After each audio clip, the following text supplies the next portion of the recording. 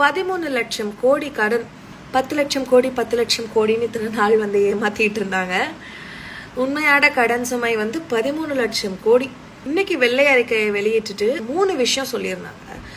அதுல முதல் வந்து வருவாய் பற்றாக்குறை. 2020 2021 வந்து 46,000 கோடிகள், 46,000 சொச்ச கோடிகள் தான் வந்து ரெவென்யூ டெபிசிட்டா இருந்துச்சு தமிழ்நாட்டுக்கு.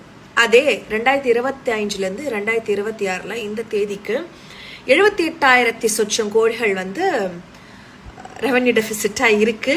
ஓகே, சிம்பிளா ஒரு எக்ஸாம்பிள்ல சொல்லணும்னா, நீங்க மாசத்துக்கு ஒரு 50,000 சம்பாதிக்கிறீங்கன்னு வச்சுக்கோங்க. ஆனா உங்களோட செலவு வந்து 80,000 இருக்கு.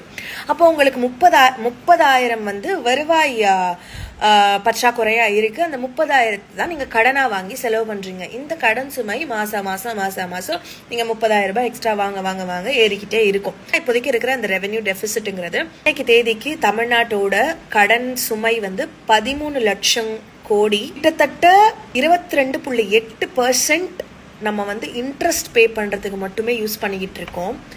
அடுத்தது பர் கேபிட்டா டெப்த்.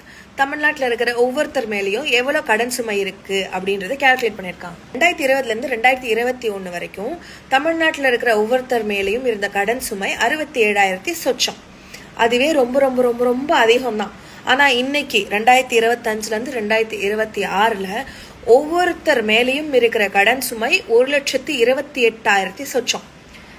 கிட்டத்தட்ட 92% வரைக்கும் இன்க்ரீஸ் ஆயிருக்கு.